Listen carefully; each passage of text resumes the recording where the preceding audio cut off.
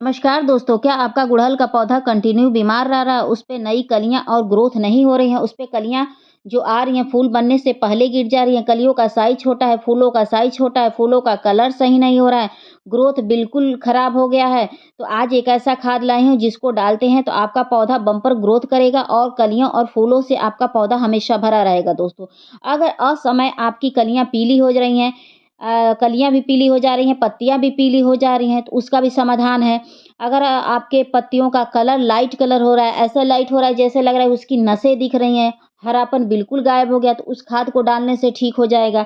पत्तियाँ सिकुड़ गई हैं या उसमें जाले टाइप के लग गए हैं या जल गई हैं पत्तियाँ, उस हालत में भी आपका पौधा सही हो जाएगा। या आपका जो ब्रांच है या टहनियाँ उसको कहिए, वो मोटी नहीं हो रही हैं, ऐसे पतली-पतली सी लैगी-लैगी से हैं, तो उस खाद को डालेंगे तो टहनियाँ मोटी होने लगेंगी। जब टहनियाँ मोटी होती हैं तो उसी पे जो न्यू ब्रांच आते हैं वो बहुत अच्छे से आते हैं दोस्तों। तो ये सब बहुत ज़रूरी है, इस सब खाद को डालते हैं तो ये सारी समस्याओं से आपको निजात मिल जाएगा दोस्तों, ठीक है? तो बता दें जो गुड़हल का पौधा होता है वो हैवी फीडर प्लांट होता है, तो उसको समय-समय पर देखभाल करनी पड़ती है, समय-समय पर उसमें खाद वगैरह डालना पड़ता है। अगर उसे आप उचित देखभाल नहीं करेंगे और समय-समय पर उसमें खाद वगैरह नहीं डालेंगे और उसका ट्रीटमेंट समय-समय पर नहीं करेंगे तो वह पौधा गिने-चुने फूल देगा, वो भी भूले-भटके और विकास के नाम पे तो बिल्कुल ही नहीं होगा विकास दोस्तों।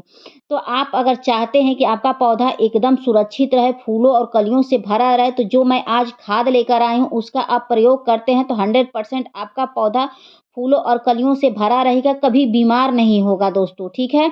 एक चीज़ और बता दें कि आपके पौधे के ऊपर अगर चींटियाँ वगैरह लग गई हैं, आपके पौधे पर चींटियाँ लग गई हैं, मीली बग लग गया है, लाही लग गया है और भी छोटे-मोटे कीड़े लग गए हैं जो चिपचिपे वाले होते हैं, उसके कारण भी पौधे कभी-कभी अचानक से सूख जाते हैं क्योंकि वो पौधों का रस चूस लेते हैं। तो आज उस कीड़ों-मकोड़ों से सुरक्षित करने का भी मैं आपको उपाय बताऊँगी, जो बिल्कुल ₹1 की लागत में आप अपने पौधे को सुरक्षित कर सकते हैं और सारे कीड़ों-मकोड़ों को भगा सकते हैं दोस्तों, ठीक है? तो चलिए हम ज़रूरी कुछ केयर टिप्स बात कर लेते हैं, उसके बाद तब आपको खाद डालना बताएँगे। तो बता दें दोस्तों कि जो भी फूल वाले, फल वाले पौधे होते हैं, उन्हें कम से कम 8 से 9 घंटे की धूप दिखानी बहुत ज़रूरी होती है। अगर जिस पौधे को धूप नहीं मिलता है, तो उससे भी कुछ पौधे की पत्तियाँ अचानक से पीली हो जाती हैं, कलियाँ फूल बनने से पहले गिर जाते हैं, विकास नहीं होता, नई ब्रांच नहीं आती है, दुनिया भर की समस्याओं से ग्रसित पौधा रहता है। तो अगर आप चाहते हैं कि आपका पौधा स्वस्थ रहे, सुरक्षित रहे और फूलों और कलियों से भरा रहे, तो उसको कम से कम 9 घंटे की धूप दिखाइए ही दिखाइए, ख़ास तौर से ठंडी के मौसम में। अगर वही गर्मियाँ स्टार्ट होती हैं, तो आप 4-5 घंटे की अभी धूप दिखा देंगे तो काफ़ी है दोस्तों, ठीक है? उसके बाद हम बात करते हैं अगली केयर टिप्स तो होती है दोस्तों कि आप महीने में 2 बार मिट्टी की खुदाई करिए।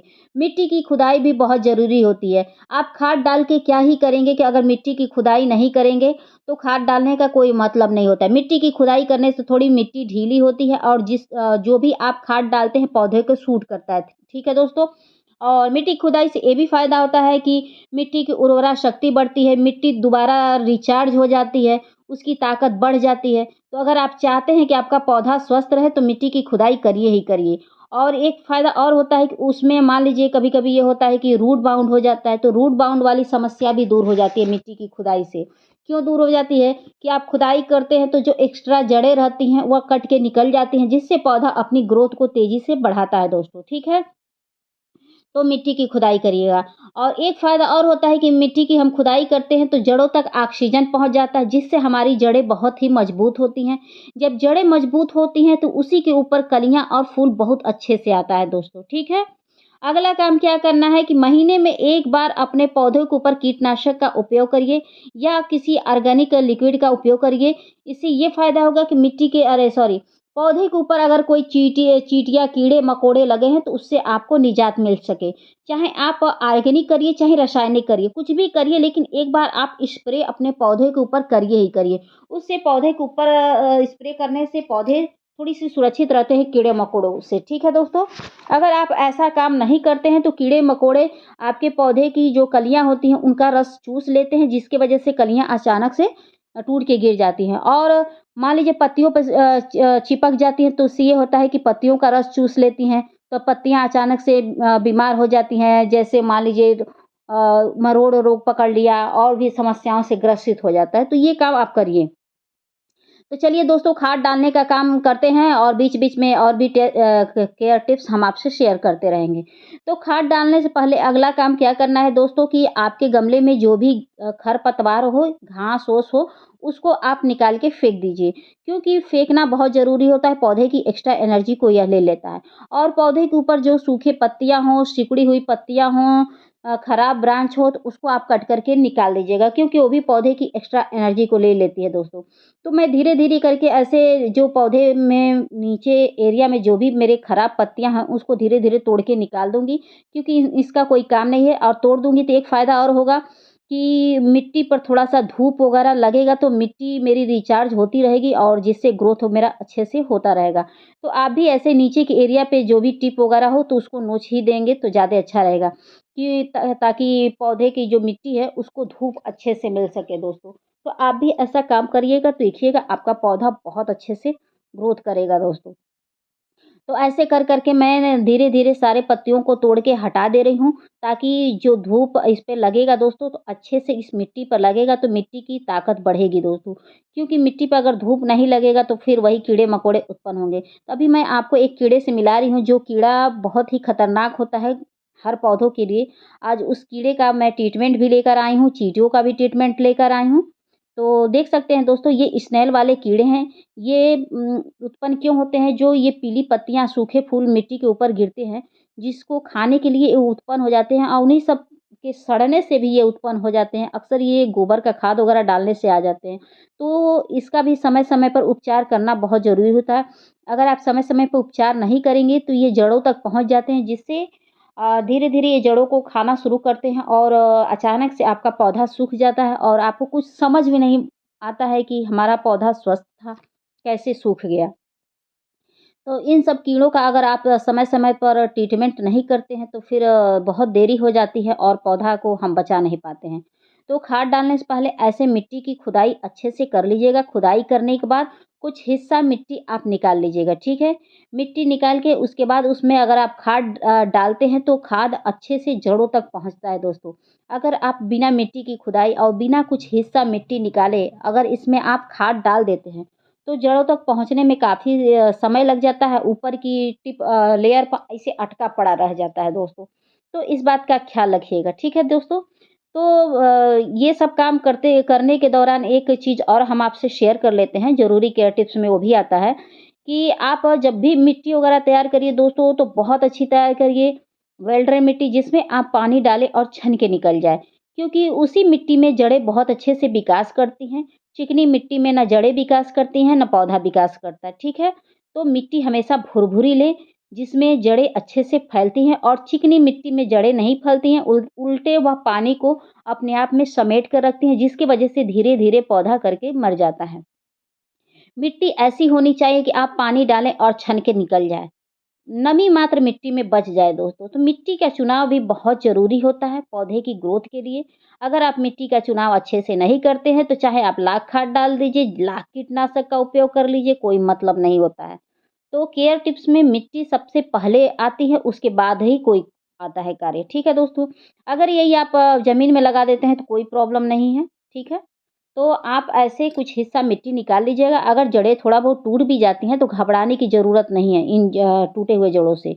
इससे कुछ नुकसान नहीं है, फिर नई जड़ें बनेंगी, तो फिर से आपका पौधा ग्रोथ करने लगेगा। मेन जड़ों को नहीं छेड़ना चाहिए। तो देख सकते हैं, ये मैंने गोबर की खाद लिया है, खाद के रूप में। तो इसमें ये फ़ायदा होता है दोस्तों कि नाइट्रोजन, फास्फोरस, पोटेशियम, मैग्नीशियम, गंधक, लोहा, मैंगनीज़, तांबा, जस्ता आदि सूक्ष्म तत्व मौजूद होते हैं, जिससे हमारा पौधा बहुत अच्छे से ग्रोथ करता है। अगर आपका पौधा सूखने के कगार पे पहुँच गया, तो इसको डालेंगे तो पौधा हरा-भरा हो जाएगा। उसके बाद मैंने ये लिया है फ्यूराडान करके आता है, जो स्नेल वाले जो कीड़े होते हैं, उसके लिए बहुत ही अच्छा होता है। तो फ्यूराडान आपको मार्केट में ईज़िली मिल जाएगा दोस्तों, फ्यूराडान करके माँगिएगा।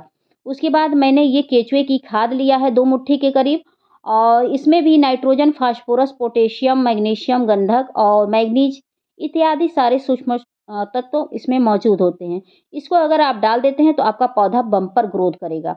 उसके बाद मैंने ये नीम खली लिया है 2 मुट्ठी के करीब दोस्तों। नीम की खली डालने से ये होगा कि अगर कोई मान लीजिए टाँड़ा वगैरह हैं, कीड़े-मकोड़े हैं, तो उससे आपको निजात मिल जाएगा। उसके बाद मैं ये सेंधा नमक ले रही हूँ। सेंधा नमक का भी काम यही होता है कि पौधे का बहुत अच्छे से विकास करता है। अगर कोई कीड़ा-मकोड़ा पौधे में लग गया है, तो उससे आपको छुटकारा मिल जाएगा। तो सेंधा नमक का प्रयोग एकदम कम करना है, तो आप देख ही सकते हैं कि ये 2 चुटकी के करीब मैंने लिया हुआ था। उसको अच्छे से मिलाने के बाद इसमें हम 1 चम्मच फंगिसाइड पाउडर डालेंगे। ताकि अगर पौधे की जो जड़ें हैं, थोड़ा-सा मान लीजिए खुरपा लगाया हो तो जड़ें कटी-उटी हैं, तो हम फंगिसाइड पाउडर डाल देंगे तो जड़ें सुरक्षित हो जाएँगी और जो मैंने नीम खली डाला उसको कीड़ों-मकोड़ों से सुरक्षित हो जाएगा आपका पौधा।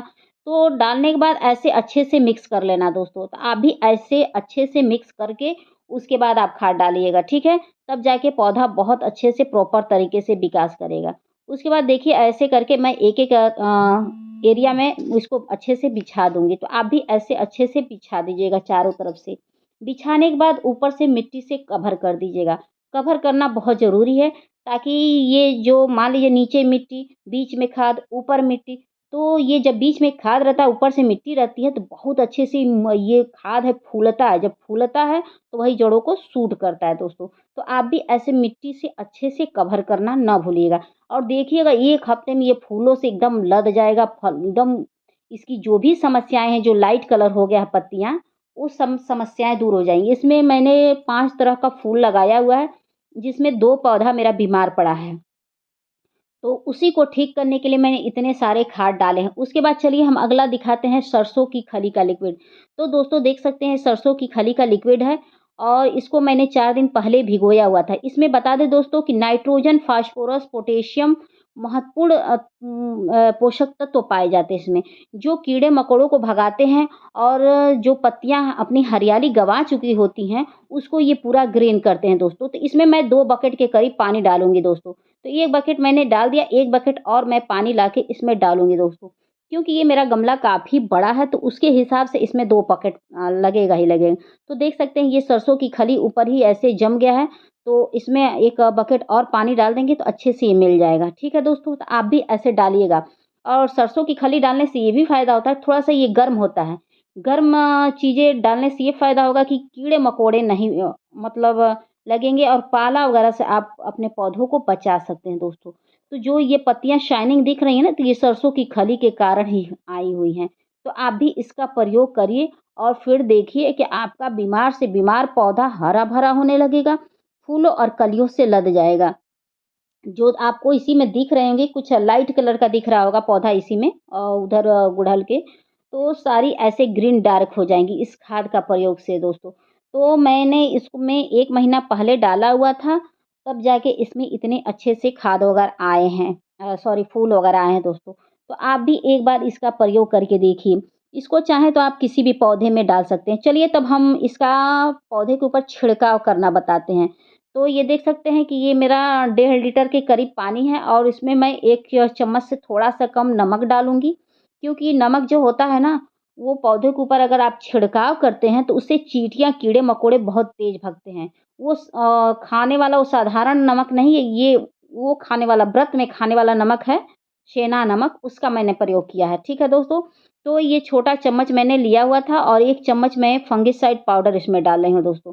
इसको अगर आप डाल देते हैं, डालने के बाद अच्छे से मिला लीजिएगा, ठीक है? मिलाने के बाद ऐसे अपने पौधे के ऊपर अच्छे से छिड़काव कर दीजिएगा। छिड़काव करने के बाद आप देखिएगा, सारी चींटियाँ आपके गार्डन से छूमंतर हो जाएँगी दोस्तों।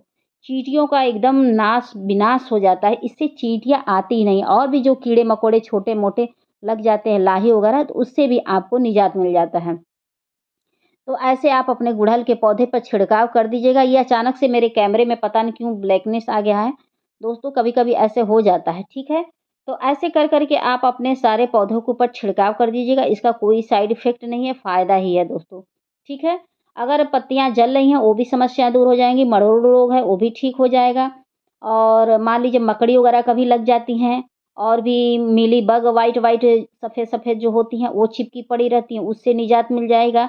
बड़े-बड़े मधुमक्खियाँ वगैरह आती हैं, उससे भी निजात मिल जाएगा। ये इतना इफ़ेक्टिव खाद है दोस्तों।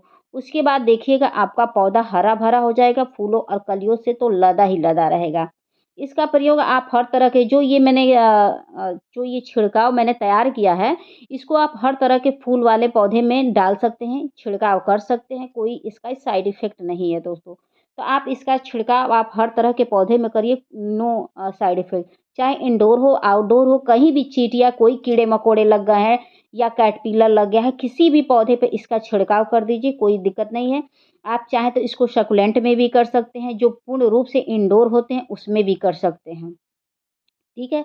अगर आपके घर के किसी भी कोने में गमले-वमले के नीचे अगर चींटियाँ लग गई हैं, तो वहाँ भी इसका छिड़काव करिएगा, तो आपका पौधा स्वस्थ रहेगा और हमेशा फूलों से भरा रहेगा दोस्तों।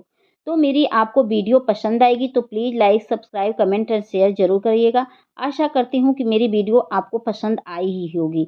अगर आपको मेरी वीडियो पसंद आई होगी तभी सब्सक्राइब करिएगा और मेरे चैनल को सब्सक्राइब कर मेरी वीडियो को लाइक कर दीजिएगा दोस्तों। उसके बाद अपने पौधे पर छिड़काव कर दीजिएगा दोस्तों, ठीक है? तो ज़रूर बताइएगा कि आपको मेरी वीडियो में क्या अच्छा लगा, क्या नहीं और किस टॉपिक पे आप वीडियो देखना पसंद करेंगे, ठीक है दोस्तों? तो आप एक कमेंट करके मेरे को ज़रूर बता दीजिएगा। तो अब वीडियो को एंड करते हैं, रखते हैं, फिर मिलते हैं किसी नेक्स्ट वीडियो में। तो bye friend, thank you for watching.